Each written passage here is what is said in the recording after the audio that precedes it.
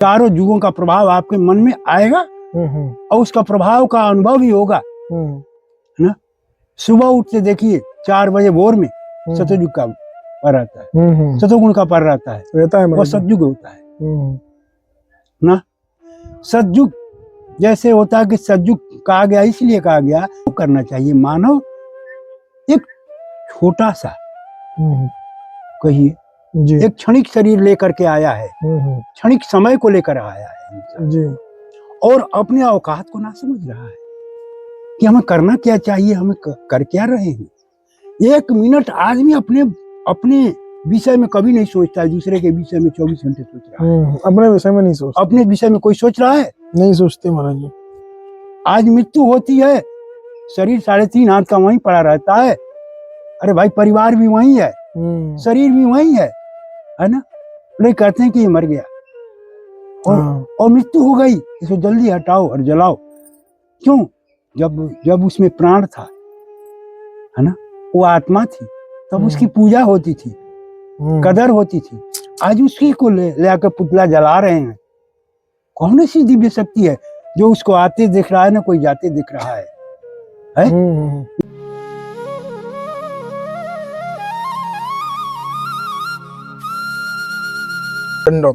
जय श्री राधे। जय श्री राधे। और महाराज जी ठीक है? ठीक है, बढ़िया है। आनंद अपना बताओ। बस परमानंद।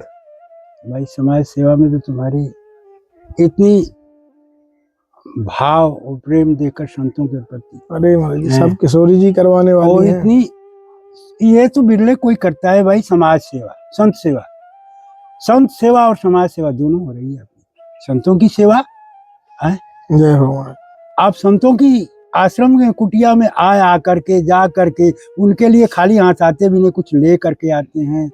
और एक दिन तो देखा हमने, गदगद कर दिए तूने। सब उनकी कृपा है। ये भाई बहुत बड़ी सेवा है। और अपने जीवन ही संतों के चरणों में जब न्यौछावर करके चल रही हो तो भाई ये सबसे बड़ी। संत समागम हरि कथा जग में दुर्लभ हो। संत का समागम, हरि की कथा अगर मिल जाए, सत्संग, संत का सत्संग मिल जाए, जीवन में इससे बड़ा कोई अमृत नहीं है। यही जीवन का अमृत है। सत्य महाराज जी, समझिए ना। तो ये समाज में करने वाले बड़े कम लोग हैं। आज के जीवन में, आज के परिवेश में देखा जा रहा है, ये तो समय ही ऐसी चल रही है। ये कहा जाता है कली का समय है। लेकिन देखो, चारों युग का प्रभाव हर युगों में, हर समय में बराबर रहता है।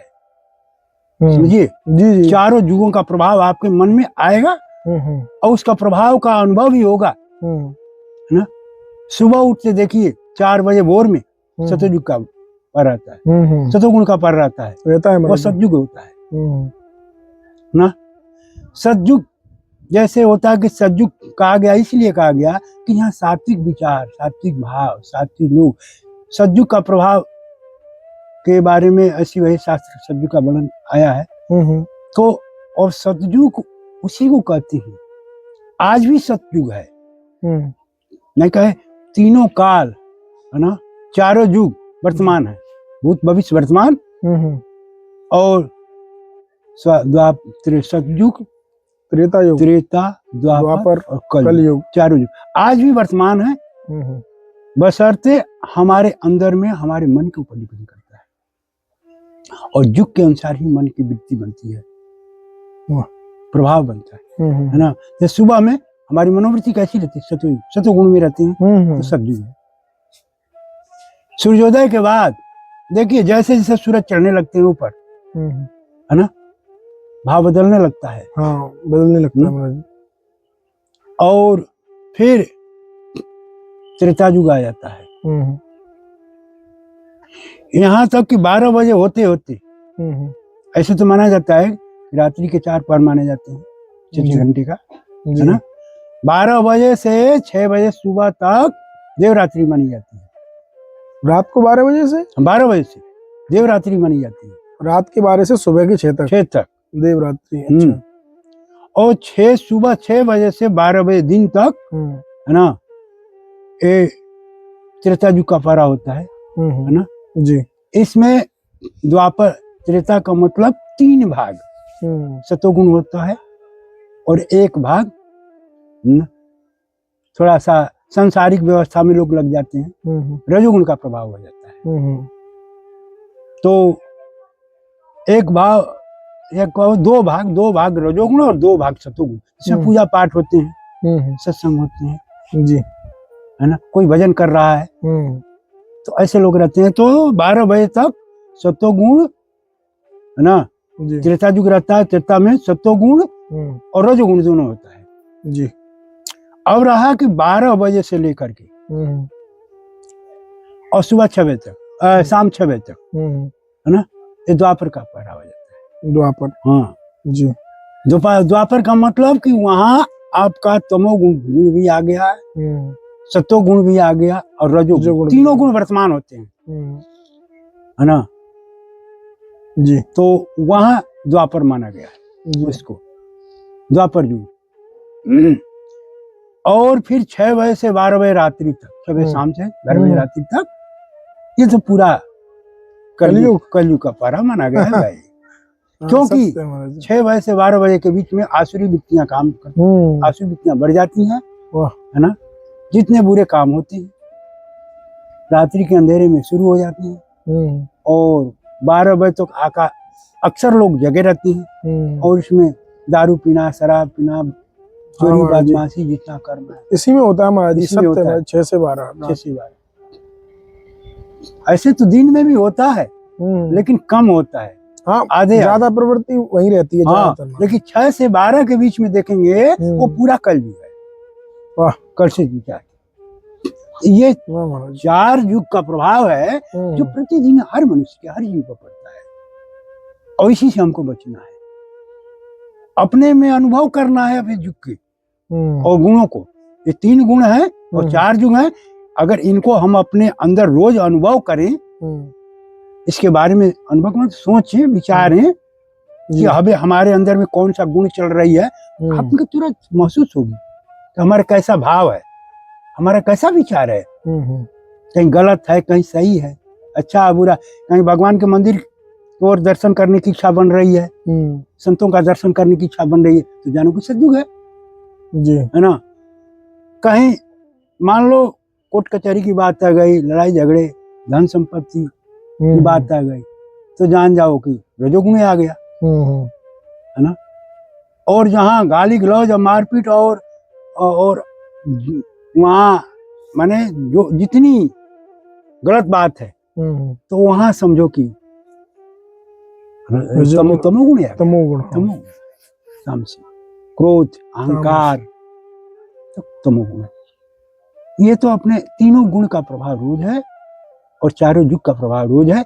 हर मनुष्य को हम कहते हैं कि इसको अनुभव करना चाहिए, अनुभव करेंगे तो आपके जीवन में इससे बहुत बड़ा लाभ मिलेगा। तो हमारी वृत्ति, मनोवृत्ति कहाँ है, हम कहाँ हैं इस समय, और हमको हर समय सत्वगुण गुण में ही रहना चाहिए।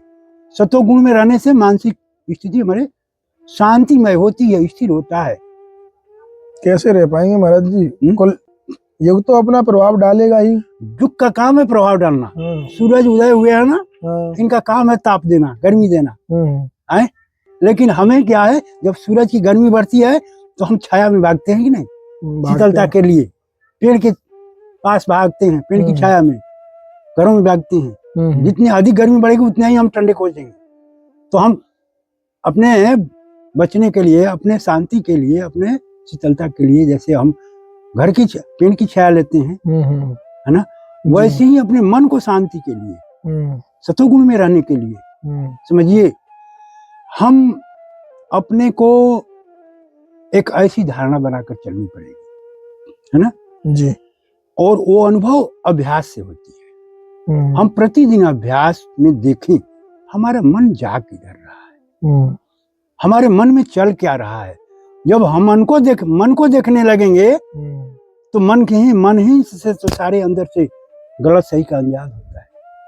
हाँ महाराज जी, होता है ना, बिल्कुल। अगर हम जैसे हमारे मन में कोई गाली दिया, हमें क्रोध आ गया है ना, ऑटोमेटिक होता है ऐसे अक्सर करके लोगों में ये मनोवृत्तियां हैं ऐसी। तो जब हमें क्रोध आ रहा है तो उसी समय आप रुकिए, बिल्कुल ब्रेक लगाइए, और वहां आप बोलने की जगह पर, है ना, मौन हो जाइए, चुप हो जाइए, और अंदर में जाकर देखिए कि भाव उठ गया, ये गाली कोई दे दिया, तो इसके बदले हमें क्या करना चाहिए, सोचने लगिएगा और क्षण भर रुक जाइएगा, वही परिवर्तन हो जाएगा। आदमी क्रोध के समय रुकता नहीं है, यही बड़ा उसके मन में बहुत बड़े बवाल बन जाता है क्रोध के समय, है ना जी। एक बार महात्मा बुद्ध थे, छोटी सी कहानी। जी जी। महात्मा बुद्ध से किसी गांव में भिक्षा के लिए जा रहे थे।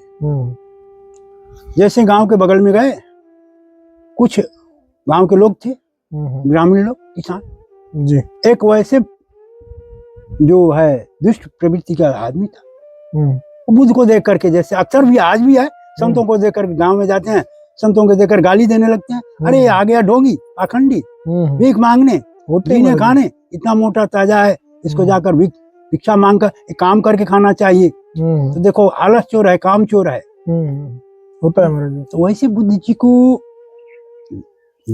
जैसे ही जा रहे थे रास्ते से, एक व्यक्ति ने पत्थर मारा। अच्छा। फिर वो बोले नहीं, बुद्ध जी खड़े हो गए, फिर गाली देने लगा।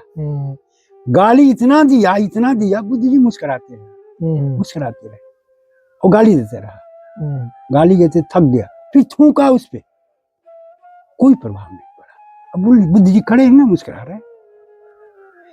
उसके बाद उस आदमी की क्या परिस्थिति बनती है, वो देखते देखते एकदम जब थक गया अपन तरह से, तो खड़ा हो गया चुप जी, और देखने लगा। तो बुद्ध जी कह रहे हैं, हाँ भाई तेरा काम हो गया, मैं जाऊं का, कि अभी किसी गांव किसी और गांव में जाना है हमको जी। तुरंत हाथ जोड़ दिया और चरणों पे गिर पड़ा। देखो महापुरुषों का ये सिद्धांत है, महापुरुष का सिद्धांत बता रहा हूँ, संत का सिद्धांत बता रहा हूँ जी। संत ऐसे होते हैं, महापुरुष ऐसे होते हैं, जो कोई पत्थर मारे फूल बन जाते हैं। फूल यानी प्रेम देते हैं, आदर देते हैं। क्रोध पर विजय प्राप्त होगी कि नहीं होती? हो जाएगी। ऐसे भी हम लोगों को व्यवहार करना चाहिए। हम सभी प्राणियों के लिए जरूरी है कि हम जो अपने क्रोध पर विजय प्राप्त कर लिया, समझिए ना, अपने अहंकार पर विजय प्राप्त कर लिया, ये जो ऐसे शैतान है इंसान आदमी के, इंसान के अंदर में जी, जो खड़े जला देते हैं, इनको धन बल बुद्धि सब कुछ बर्बाद कर डालते हैं, क्रोध और अहंकार, है कि ना? देख लो आंखें खोल करके, समाज के अंदर जितने धन बल और बुद्धि के, है ना, बुद्धिमान लोग हैं, धनवान लोग हैं, है ना, उनकी क्या स्थिति है, कहाँ है उनका अहंकार, है कि ना? तो ये अनुभव करना चाहिए। मानव एक छोटा सा कहिए, एक क्षणिक शरीर लेकर के आया है, क्षणिक समय को लेकर आया है जी, और अपने औकात को ना समझ रहा है कि हमें करना क्या चाहिए, हमें कर क्या रहे हैं। एक मिनट आदमी अपने विषय में कभी नहीं सोचता है, दूसरे के विषय में 24 घंटे सोच रहा है। अपने विषय में नहीं सोचता। अपने विषय में कोई सोच रहा है? नहीं सोचते महाराज जी। अपनी गलतियों को कोई स्वीकार कर रहा है? नहीं करता। कि हमसे गलती हो गई? नहीं करता महाराज जी। और दूसरे गलतियों को वो टूट पड़ता है। तो दूसरे को गलतियों को देख रहा है। जैसे आदमी क्या कहता है, किसी को अगर गाली देना कहता है, अरे तू ऐसा कर दिया, तो इसकी अंगुलियां क्या करती हैं, देख लो, एक अंगुली सामने जाती है और 3 अंगुली पीछे। ये सिद्धांत है कि देखो 3 तुम्हारे कह रहे हैं कि तुम अपने को देख, उसको मत देख, अकेले जो उसको देख रहे हो, 3 कह रहे हैं कि तुम अपने को देख, अंदर देखो तुम, है ना? इसलिए बार बार अपने को जो देखा है वही कल्याण के मार्ग पर चला है, वही सज्जन सद्पुरुष बना है, वही सुखी बना है, संपन्न बना है। तो अब हमारा ये लक्ष्य होता है कि आज समाज में इतने पढ़े लिखे शिक्षित पहले लोग नहीं थे, शिक्षा नहीं था। हाँ, पहले नहीं था महाराज, जितना जितना आज है हम लोग के परिवेश में। हर बच्चों को अच्छी तरह से शिक्षा दी जा रही है। युवा पीढ़ी के ऊपर मैं बोल रहा हूँ। हम बच्चों को स्कूल अच्छे स्कूल में भेज रहे हैं पढ़ने के लिए जी, अच्छी हम भोजन दे रहे हैं, कपड़े दे रहे हैं, सुविधा दे रहे हैं, अच्छे स्कूल में भेज रहे हैं, फिर उसकी बुद्धि कहाँ जा रही है? नास्तिकता की तरफ। बिल्कुल। कॉलेज में देखो, बड़े बड़े विद्यालयों में देखो क्या हो रहा है। यानी हमारी संस्कृति है जो भारत की संस्कृति सीधे पतन की ओर जा रही है। पूरी सृष्टि हमारी पतन की ओर जा रही है। हम मॉडर्न युग में हैं। मॉडर्न का मतलब आधुनिक। हम आधुनिक युग में हैं। आधुनिक युग का ऐसा प्रभाव हमारे ऊपर पड़ रहा है मस्तिष्क के ऊपर कि हमारी बिल्कुल हम मॉडर्न बन गए हैं, है ना, आधुनिक बन गए हैं, मशीन की तरह काम कर रहे हैं। हमारी संस्कृति कहाँ गई जिसको कहा जाते हैं सनातन? हिंदू हम हैं, कहते हैं लोग हिंदू हम सनातनी हैं। हमारा हिंदू सनातन धर्म सबसे पुराना धर्म है जी। हमें इसको संभाल कर रखना चाहिए। इसके लिए हम अपने धर्म के लिए मर मिटना चाहिए। और मरते मिटते हैं धर्म के ऊपर, लोग मरते हैं, लेकिन मरने के लिए तो तैयार हैं कि हम हिंदू हैं, लेकिन इसके पीछे नहीं देख रहे हैं कि जो संस्कृति हमें मिली है ये परंपरा से, शुरू से, है ना, प्राचीन समय से हमारे ऋषि मुनि की बनाई हुई संस्कृति है। जिस संस्कृति में आज हम पलते आ रहे हैं उसकी छाया में जी रहे हैं, समाज जी रहा है ना, वो संस्कृति आज हमारी युवा पीढ़ी में नहीं रही। बालक हो बालिका हो, नहीं रही महाराज जी, बिल्कुल नहीं रही। नहीं रही। वो संस्कृति कहाँ गई? आचरण कहाँ गया? विचार कहाँ गया? व्यवहार कहाँ गया? तो माता पिता को तो पहला दायित्व होना चाहिए कि हमने बच्चों को धर्म की शिक्षा दी, धर्म की पाठ पढ़ावें, अपने संस्कृति में लावें। ये हमारा हिंदुत्व है। अपना हिंदू धर्म का मतलब होता है, हम हिंदू हैं तो हमारा हिंदू धर्म का मतलब होता है कि अपने हिंदू धर्म की शिक्षा जो है अपने बच्चों को दें, हम भी पालन करें और बच्चे भी हमारे पालन करें। लेकिन कहने के लिए तो हम हिंदू हैं, ये करते क्या है? मुसलमान का काम कर रहे हैं। गलत विचार है, गलत भावना है।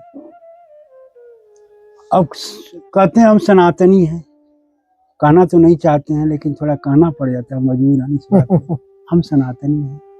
संतों को बड़ा कष्ट होता है ये वाणी सुनकर, है ना, लेकिन सत्य कहना पड़ता है। सत्य कड़वा होता है महाराज, और सत्य को कहना पड़ता है ना। सनातन का अर्थ ही नहीं समझ रहा है कोई। सनातन का अर्थ क्या होता है?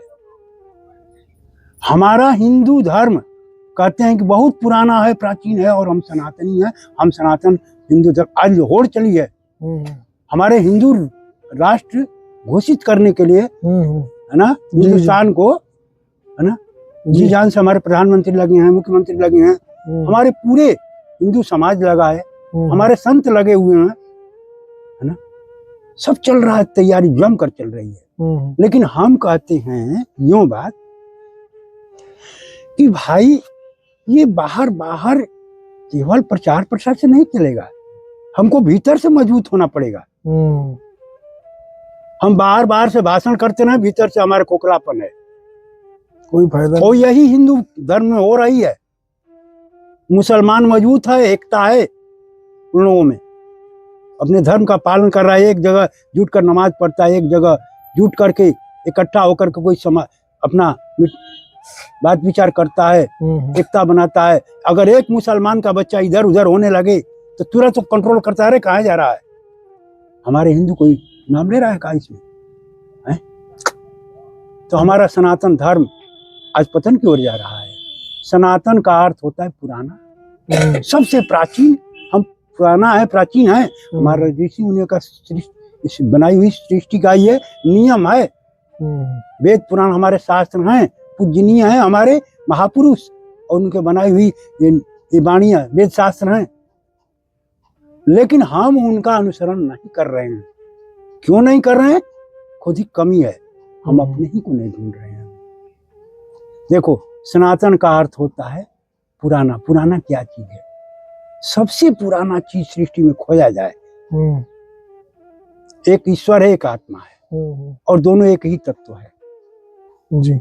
जैसे पानी को हम जल भी कहते हैं, पानी भी कहते हैं, वाटर भी कहते हैं, नीर भी कहते हैं।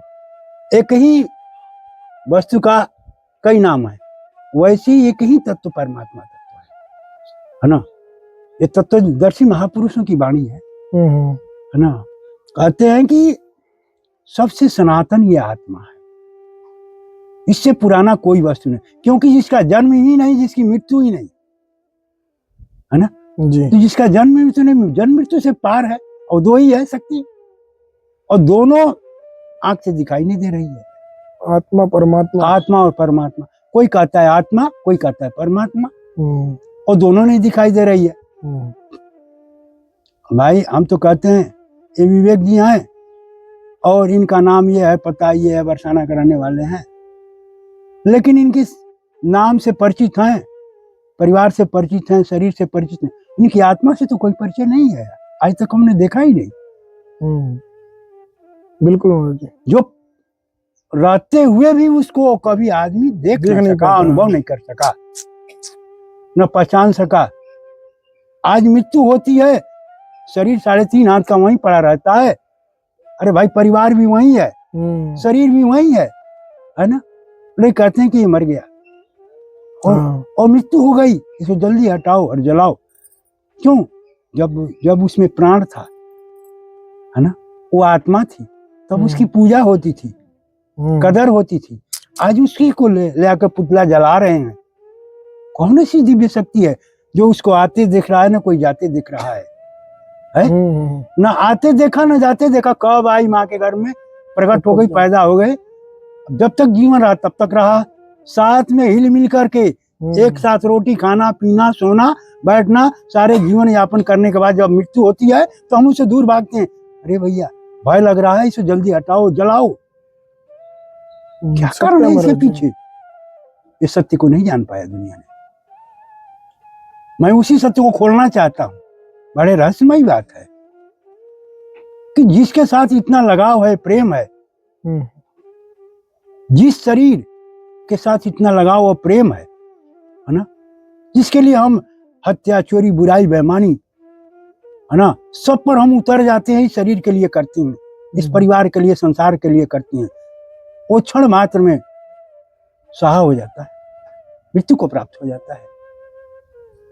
तो फिर इस परम सत्य क्या है जो क्षण भर में ही वो मतलब नश्वर बन गया, नाश हो गया?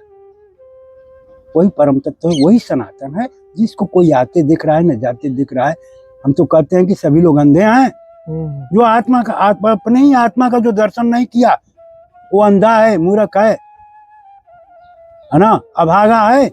जो इस मानव शरीर को पाकर के इतनी मूल्यवान, है ना, बड़े भाग्य मानुष तन पावा, सुर दुर्लभ सत्ग्रंथि गावा, शास्त्र बता रहा है। बड़े भाग्य से मनुष्य का शरीर मिला है। देवताओं लोग तरसते हैं शरीर के लिए, जिस शरीर हमें भी मिली है, प्राप्त की है, और इस शरीर को रहते हुए केवल मिला है आत्म कल्याण के लिए, अपनी आत्मा के उद्धार के लिए ही शरीर ये मिला है। मैं साफ तौर पर, और जो आत्मा का उद्धार नहीं कर अगर नहीं किया है जीवन में, शरीर को पा करके, वो महापातकी है, वो पापी है, जीते हुए पशु है, वो मरे हुए मुर्दा है। बिल्कुल महाराज जी, मरे हुए, हम नहीं कहते, शास्त्र भी करता, महापुरुषों की वाणी है कि मरे हुए मुर्दा है। भागवत में ये बात आती है, आई हुई मरे हुए मुर्दा। हाँ, जीते हुए मुर्दा है, वो जीते जी मुर्दा है। इसका ज्ञान मर चुका है, विवेक मर चुका है, बुद्धि मर चुकी है, अपने कर्मों को ही नहीं देख रहा है। हम कर क्या रहे, समझो ना। तो ये चीज कोई खोज ना रहा है, लड़ रहा है अपने धर्म के नाम पर। हम हिंदू हैं, हम सनातनी हैं, और सनातन का अर्थ ही नहीं मालूम है। सनातन है कौन? सनातन में दो ही है बस, आत्मा और परमात्मा। हम आत्मा को जान गए तो हम परमात्मा तो हमें मिला ही हुआ है। प्रहलाद ने इस बात को कहा है कि हम में, तुम में, खटक हम में, घट घट व्यापे राम। हमारे में और तुम्हारे में, घट घट में ये राम कौन है? आत्मा राम को बताया। हम में, सब में व्याप्त। ये शंकराचार्य की वाणी है, थोड़ा महापुरुषों की थोड़ा दिखा देता हूँ झलक। ये शंकराचार्य की वाणी है। शंकराचार्य उस दिन बता रहे थे, शंकर के अवतार हैं, है ना, जब शिव जी के सामने मुलाकात हुई तो शंकराचार्य ज्ञानी होते हुए भी अहंकार के मत में चूर थे, बताया था, बता रहे थे ना, उन्हें समझ में आती थी। जब शिव जी ने देखा कि ये मेरा भक्त होकर के ये पतन की ओर जा रहा, मेरा शिष्य होकर के, इसे संभाला जाए, उन्हें प्रकट होकर चंडाल का रूप वेश पर बना करके सामने आए और कहे, खड़े होकर रास्ते पर। तो शंकराचार्य जा रहे थे, वो तो अहंकार में अंधे हो गए थे, 4 शिष्य से पीछे उनके। तो कहे, हट जा चंडाल मेरे सामने से, क्यों रास्ते घेर पर रखे हो, हट जाओ, मेरी तुम्हारी छाया पड़ने से मैं शुद्ध हो जाऊंगा। तो शिव जी ने सुना और कहा, अरे तू मेरी छाया पड़ने से तू अशुद्ध हो जाओगे, है ना? तो जब मेरी छाया पड़ने से तू अशुद्ध हो जाएगा तो फिर महात्मा कैसा है? और 4 शिष्य कहे रखे हो, जो भेष बना रखे हो, लाल कपड़ा पहने हो, है ना, सन्यास का, है ना, इसका क्या महत्व है फिर, है ना?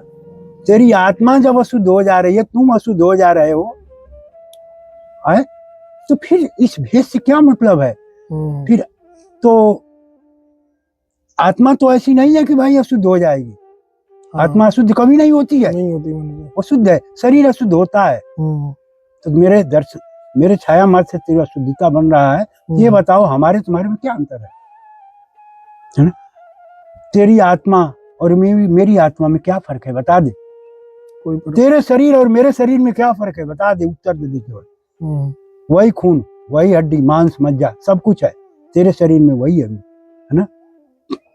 केवल जाति और मतलब छोटा बड़ा का लेकर के तुम इतने बड़े अपने मन में भर रखे हो, समझिए ना। ये बात शंकराचार्य जी से उत्तर मिला तो शिव जी प्रकट हो गए और उत्तर दिए, और जैसे ही प्रकट हुए शिव जी वैसे ही चरणों में गिर पड़े शंकराचार्य के, शंकराचार्य शिव जी के, और कहे, गुरुदेव हमसे क्षमा कीजिए, हमसे बहुत भारी भूल हो गई, आपने मेरी आंखें खोल दी, मैं तो अहंकार के मद में अंधा हो चुका हूँ, आपने मुझे गिरते हुए को सहारा दे उठा दिया, है ना? नहीं अन्यथा मैं पतन को चला गया होता। ये तो मैं बाहर ये चमड़ी की आंख से संसार को देख रहा हूँ, हाँ, जाति जाति धर्म, है ना, संप्रदाय, वह सब आज जैसे बने हुए परिस्थिति है ना? उसी दिन से शंकराचार्य ने को ज्ञान हो गया और वो अपने विचार बुद्धि को बदल करके और फिर बड़े 4 भारतवर्ष में 4 ऐसे स्थान पर निर्माण किए अपने धर्म का, है ना, और बहुत व्यापक ढंग से अपना धर्म का प्रचार किया। ठीक है महाराज जी। थोड़ा मोटे शब्दों में जी मेन चीज थोड़ा दर्शा दिया। नहीं तो बढ़िया है महाराज जी, बहुत अच्छा तो दर्शाया आपने। ये तो दुर्लभ सत्संग था, ये ऐसा कभी सुना भी नहीं था, ऐसा भी रहता है कुछ, तो बड़ा अच्छा रहा। सत्य वाणी जो होती है भाई, सत्य को, है ना, परखना बड़ा कठिन है। बिल्कुल महाराज जी, वो तो है, वो सत्य पर्दे के आड़ में है। जैसे परमात्मा को ढूंढ रहे, भगवान को ढूंढ रहे, पर दिखाई तो नहीं देती। विश्वास करके हम सब कुछ करते हैं, पूजा सेवा नियम हम सब कुछ मानते हैं, पर दिखाई तो नहीं देते, प्रकट तो नहीं होती। बिल्कुल वैसे हमारी आत्मा भी प्रकट नहीं होती, हमारे अंदर ही है, लेकिन हम देख ना रहा हूँ। ठीक है, आप सब लोग को भी धन्यवाद। मिलते हैं ऐसे दुर्लभ संत दर्शन के साथ सिर्फ संत यात्रा पर। जय श्री राधे। ठीक है महाराज जी, दंडौत। जय जय श्री राधे।